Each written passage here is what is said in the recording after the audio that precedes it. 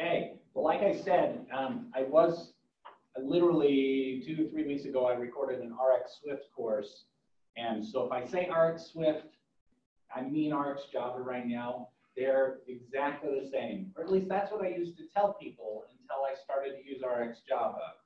I've had Matt vet my code, and he goes, well, we wouldn't do it this way, and we wouldn't do that. So we've made the code a lot more Android-centric, but we'll get to that in a moment. Who here has heard of RxJava, worked with Rx? Well, first, who here's heard of RxJava? Okay. Who here has worked with RxJava? Okay. My work's done. I think I don't need to say anything else. RxJava, I'll just give you a brief overview presentation-wise, and then I want to spend most of the time and working within it. We will work within 3 tiers of complexity. So the easiest way, if you leave here and have never heard of it or you don't know what else to do, like I hope you learn the first way that we go over it. And that'll be working with variables. They're so easy to work with. But then we'll add complexity and talk about when you would use it and why you would use it. So my hope is, by the end of this, you will at least be able to have some code that you can refer to and know when to do it. Like it'll be a recipe, a cookbook.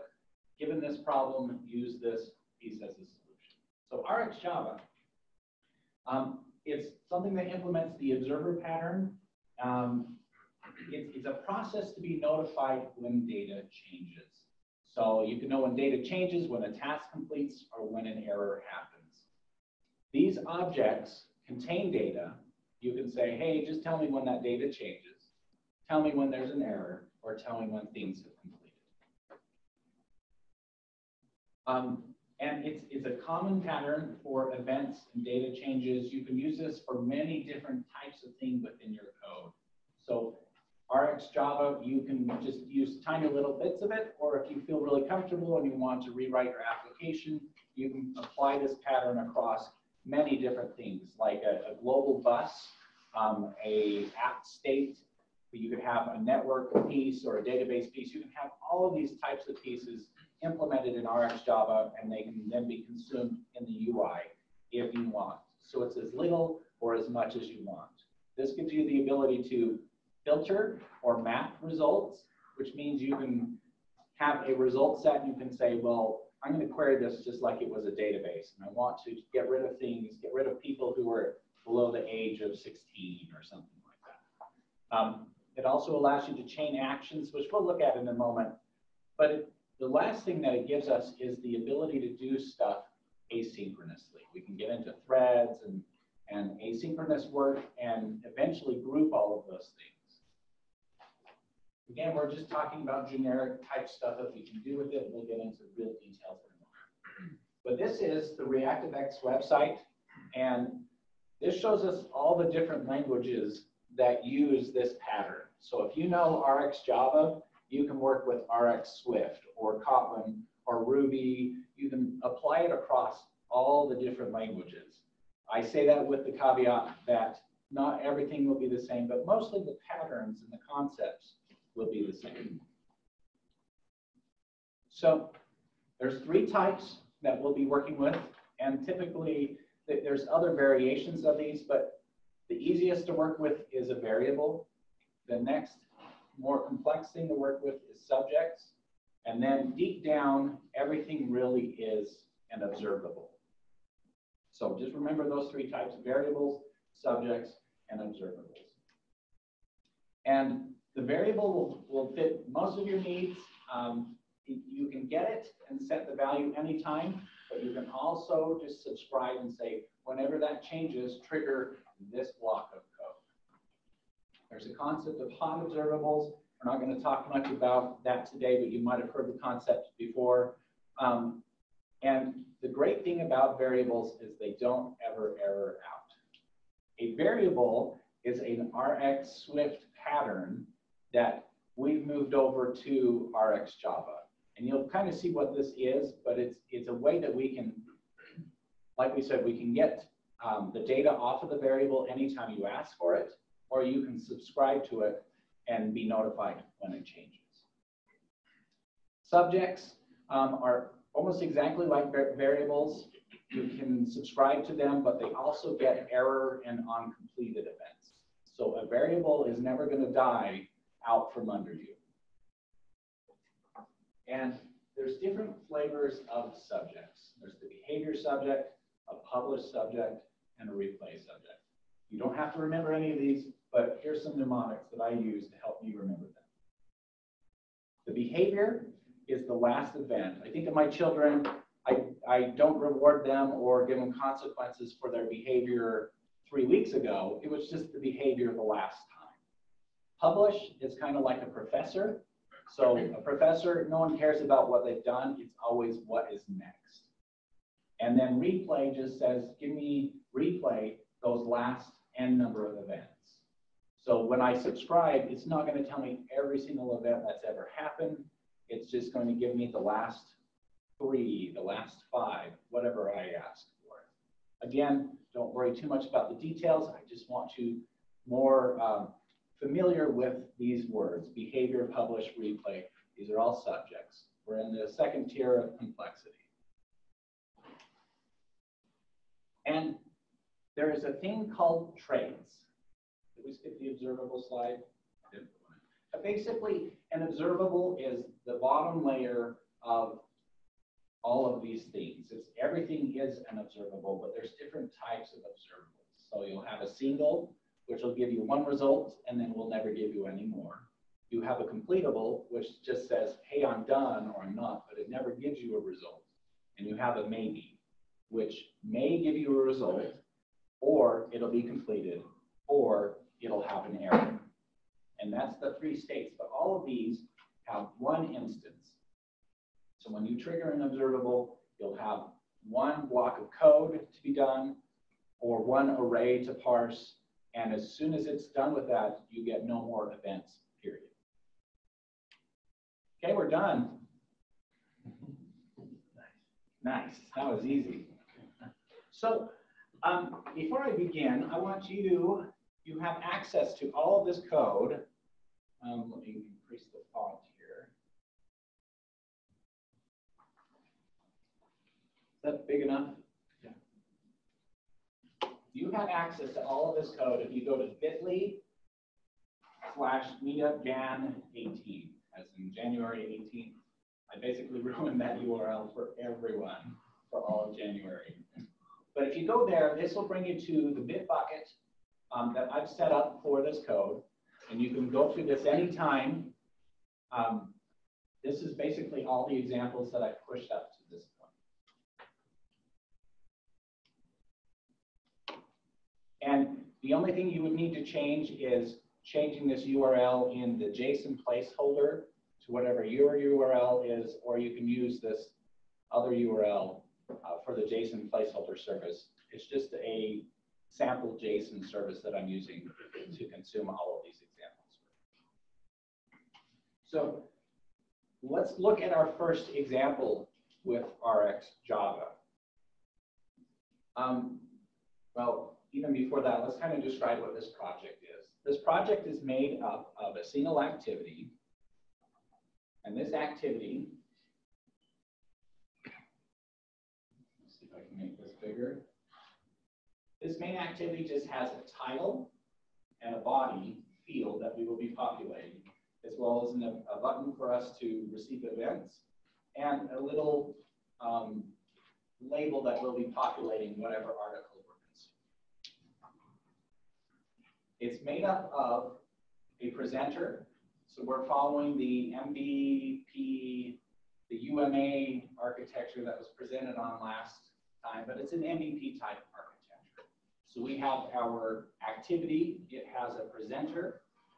Underneath the presenter is a model layer. So that gets all of our data from the network, from the database. And in fact, in here you can see, kind of see, I'll just have to call these out because I can't make this column bigger apparently. We have our presenter. We have our model interactor, so our model layer. Underneath it is a network layer. And then we have some other additional network pieces. We're using retrofit to get all of our data from endpoints. So in here, within the application, Oh, okay. Within the application, I said we had this placeholder.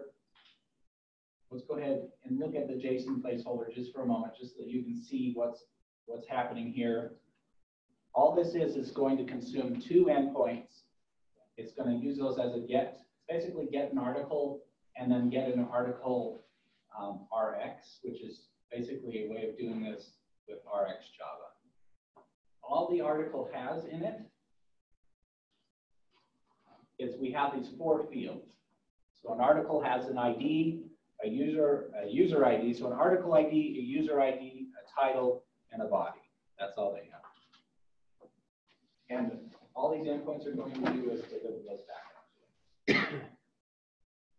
So in my code, when I'm going to consume those, I'm going to just ask the placeholder to give me the data, and we'll just be using, again, retrofit to call the responses. And you might see code that is similar to this when you're using retrofit.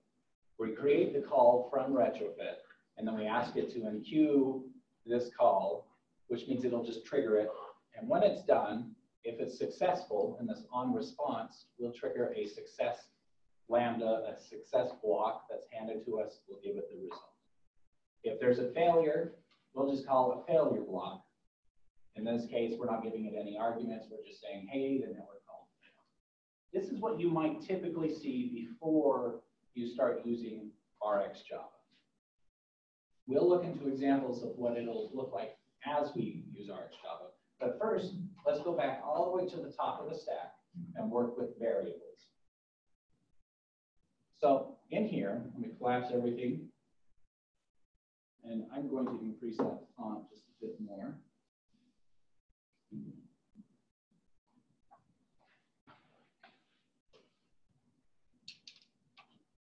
Okay, so in here, I'm just making an Rx variable.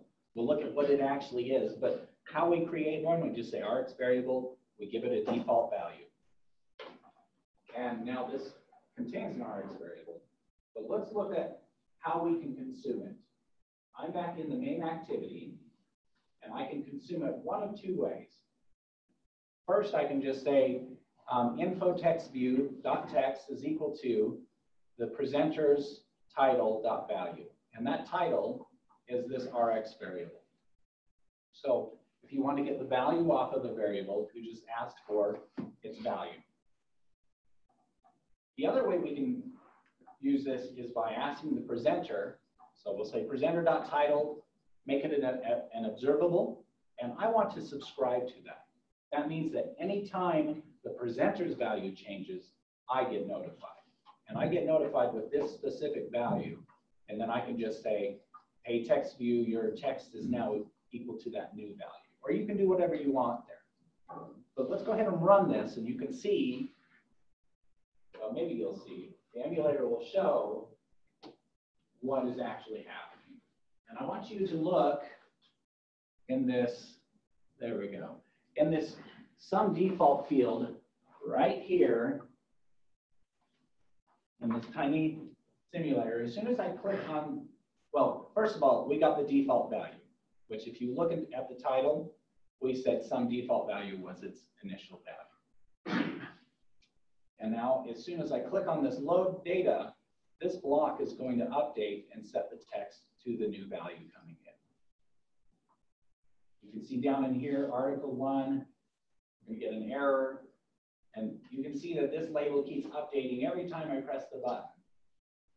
So if you take nothing else away from this, I would say just use RxVariable. It will fit 90% of all the cases you need if you want a variable that you can get the value anytime you ask, and if you want to know, if you want to be notified anytime it changes. But we're not done. So this is how easy it was to set that value again. Something updates the title. I get an article ID, and I just set the value. And everyone is notified of the data change.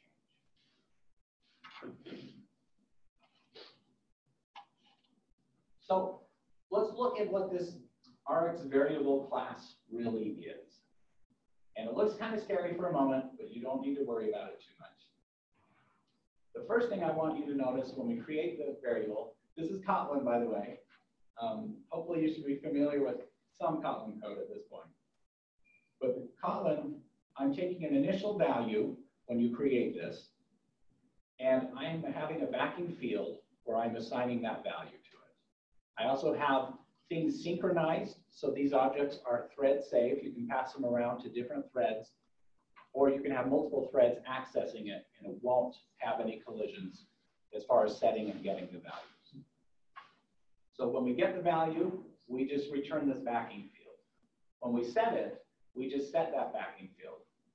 And we also do something with the subject, which if you remember of our tier, we have a variable, which is easiest to work with, subjects, which were a little bit harder to work with, and then observables down underneath. Well, in order to get variable to work, it really has a backing subject.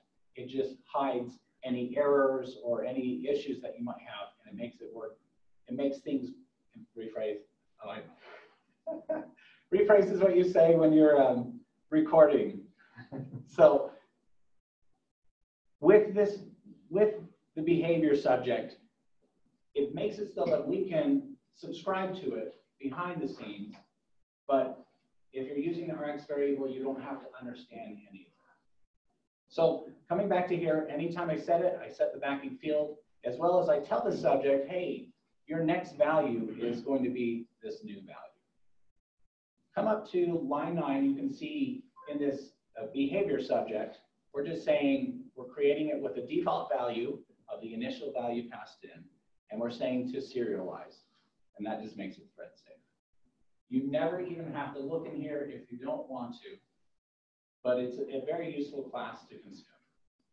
There's one other thing to talk about within here, which is RxSwift, I didn't mean to say that, works with null values, optional values. But RxJava does not work with optional values. And sometimes you might want to use an optional value within your chain. You might want to be notified when it changes, but you might want to have a null value at first, or you might want to be okay if an object, if a variable's value turns null, you don't want things to blow up. So the way that I was able to work around this is I just wrapped it in, I wrapped the initial value in a box. So let's take a look at what the box actually means. All this box is literally just a containing class that has a value, and that value is optional. So I always will have an instance of this box, but I now have a way to pass something that could be null inside of that box. The box could be empty, or the box could have something. So all I'm doing is making another Rx optional variable class. And this one allows me to work with optional values if I want. Otherwise, I can just use this other one. So let's look at how these actually are consumed or used in a simple reactive type statement. In here, I'm trying to access a variable of some kind. If I come into this current article, you can see that the current article is an optional variable of an article. So it may come back null, it may come back with a value. I don't care within this layer, the main activity layer. Deep down underneath, within the network layer or anything below that, it could be null, but it won't affect me. The way that I would subscribe to it, if you remember in this line, our simple example, we just said, make it as an observable and subscribe. This is what I want to have happen. That pattern you will follow, rephrase. You will follow this pattern throughout this process. So in here, we have that current article that we just talked about. We're saying make it an observable. I want to ignore the value the first time because I don't really care if it's null. I want to make sure that I'm subscribing on the main thread because I'm about to change some UI stuff within here. So the subscribe block is really where you want to focus. This will tell you all that's happening within this block of code. So when a new result comes in, it's going to come in as a box, and I'm going to try and unwrap the actual value of that. Then I'll say, if that article is not null, then I'm going to present it. If it is null, I'm going to notify the user, hey, this is a null object. In fact, the default error message says, unable to load article. So when I run this, you probably noticed this last time when we were getting those errors. Those were actually programmed as designed or working as designed. I'm making it so that some of these objects are null coming back up. When I try to load the data the first time, you can see that the view refreshes with all the data that we wanted. If I click load again, it's going to have an error, and I notify the user. The next one will load, the next one shows an error. So now I have a way to be notified on the view layer of things that have changed. But I can also handle if there's nulls or if there's anything in there with that.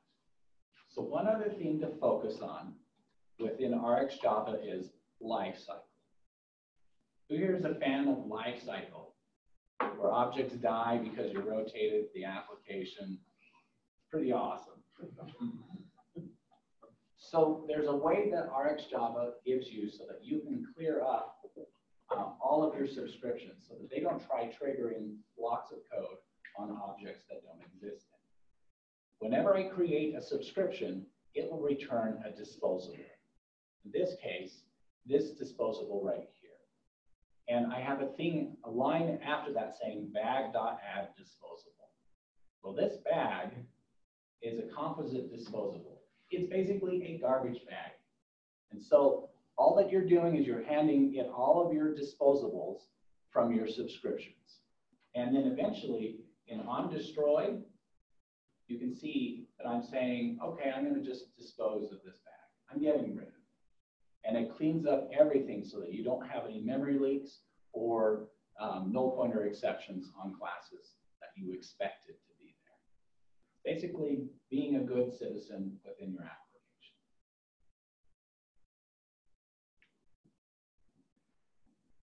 So coming back to here, I put that there are 3 different ways that you can write this. You might see creating a disposable. You might see adding that disposable to a bag. That's one way that you can do this. You can select this. The next way that you can do this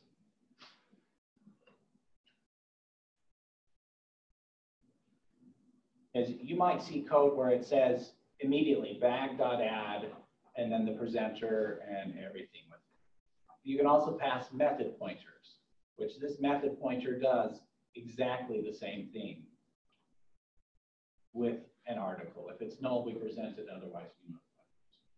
So you might see code like this, or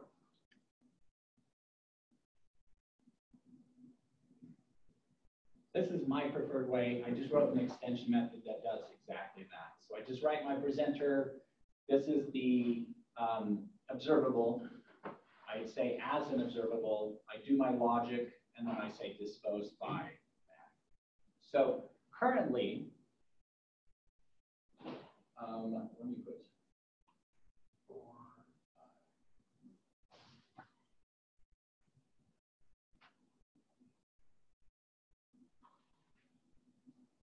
Currently, you've seen us use a variable. The next thing to look at is how we can use an Rx.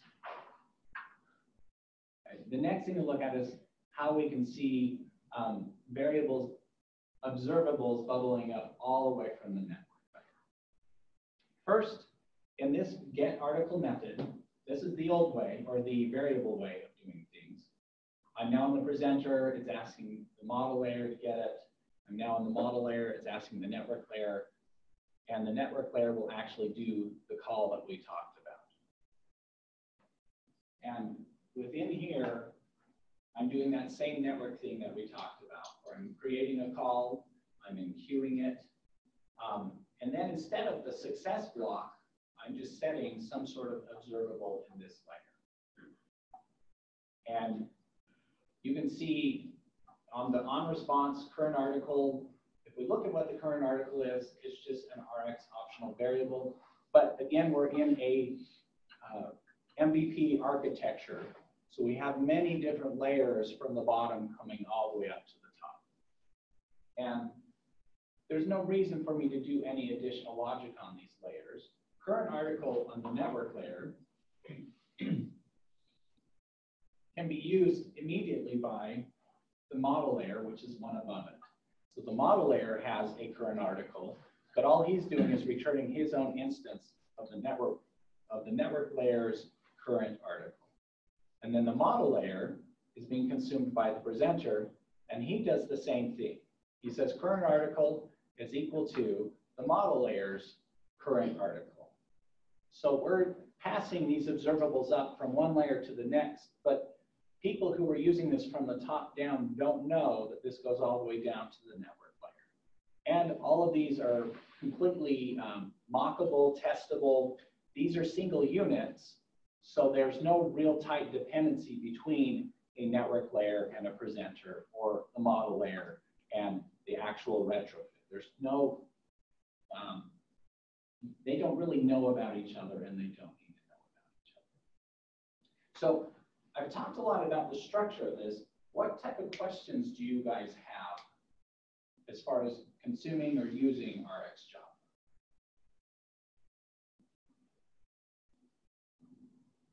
Lots of questions. Yes, Mike. So the choice between the variable versus the subject, what are the pros and cons of this? Just exposing more details that you need to worry about? Or? Correct. So a subject, one of the other things is, if you look at the variable class,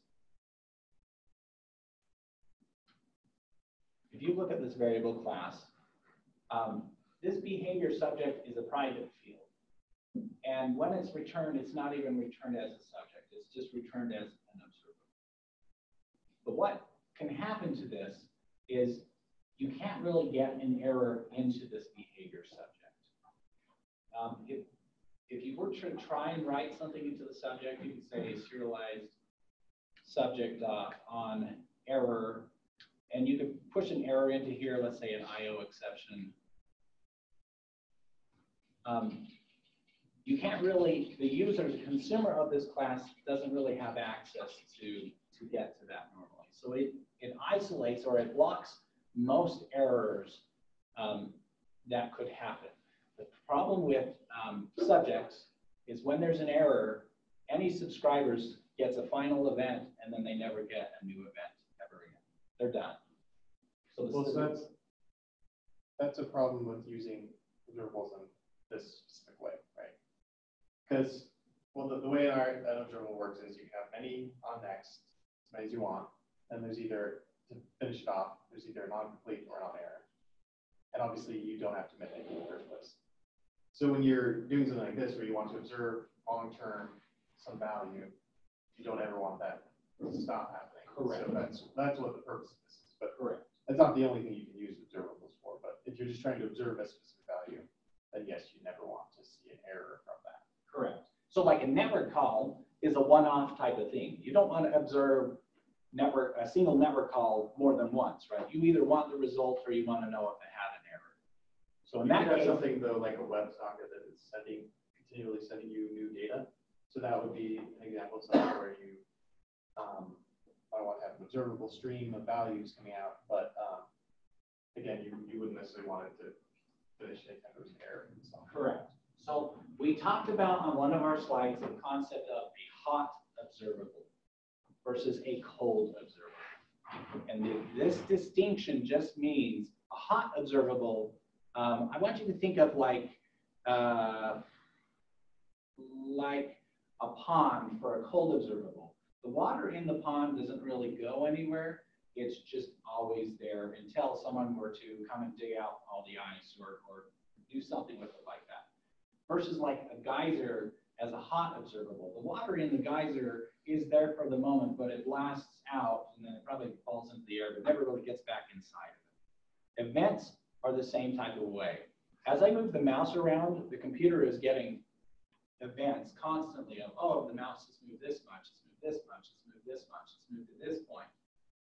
So as a consumer of all of that, I don't want to know about all the events that started before I even started my application, right? That would be silly to know. Here's a list of 1 million mouse movements before you even opened your application for you to deal with. I don't care about those. Those are events that come and go, and I only care when I subscribe and listen. The other type of observable, the cold observable, is you make an observable from an array of numbers. And anyone, let's say an array of people, and we want to run 3 different types of functions on those people. Well, I want to know every single time all of those people, otherwise the results will not be correct. So a cold observable says, here are all of my elements, you get to deal with them. A hot observable says, do you want any elements? Okay, you don't want any elements, great. Well, I'll just tell you, as soon as you subscribe, I'll start telling you elements. I'll start telling you, hey, an event has happened, here's a new item. So what Matt is talking about is we're using this RxVariable as a hot observable, meaning I don't care, if we go back to our title example, I don't care in here what the previous value was, ever. On line 60, I say, hey, give me the current value. And then on line 63, I say, hey, give me your newest value. But I don't care about all of the events that are within it. Yes? As well, you don't care about disposing here at all. There's no dispose that you have to do. Correct. Associated with this versus what you have below. Right? I want to say yes, but I suspect that I probably should have put dispose by the bag. I would have made a... Would you? Okay. Yeah, I was going to ask you that. Should that be there or not? On this type of call, you should, but on a single, on a maybe, on a completable, you don't have to worry about that. Now, It depends on whether your presenter What's that? goes away. Probably depends on whether your presenter goes away, whether the view goes away, or if the presenter's still around. Yeah. If the view's got away, then you wouldn't have a problem. Right. So what happens is, let's say I didn't put that, like I didn't, it would have been a bug that my team would have caught because my team's freaking awesome. In here, the next time subscribe could be called, it could be called and then the view could be dismissed. And now I'm about to use info text view on line 63, which doesn't exist anymore because the view has been thrown away. So that would have caused an error.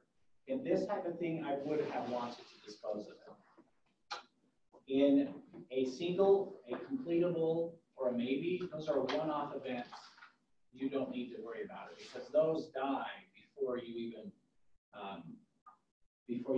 get to them.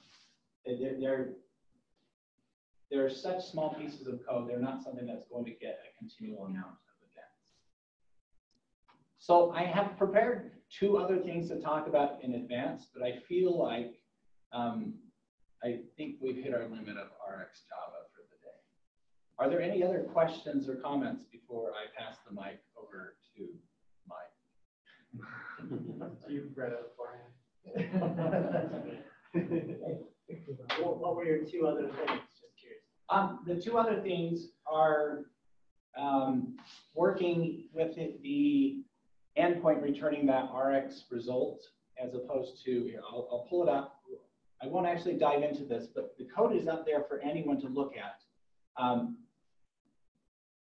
And perhaps Slack me on the Utah Android dev channel or something. Dev group. We have these 2 endpoints, and the first you saw is consuming as a call. But we could also just say, hey, give me an observable, or give me a single, where then the result coming back is wrapped inside of RxJava immediately. And that's because retrofit has the way that I have a call adapter factory. So it'll translate this call into something else. In this case, an RxJava 2 call adapter factory. This turns it into RxJava as opposed to the other thing. It's something that's just built into retrofit, and this library, I think, was a retrofit library as well. And that makes it so that any call immediately from the network is now an observable that I can work with. that was the first thing, and then the second thing is a really complex task thing where you have like 5 network calls that you might want to know only when all 5 are consumed. So maybe a talk for next time, or maybe a talk over Slack. But I think I'm over prepared. Hey, well, any other questions? Yeah. Okay. Well, thank you so much for your time. I really appreciate it. Thanks, John.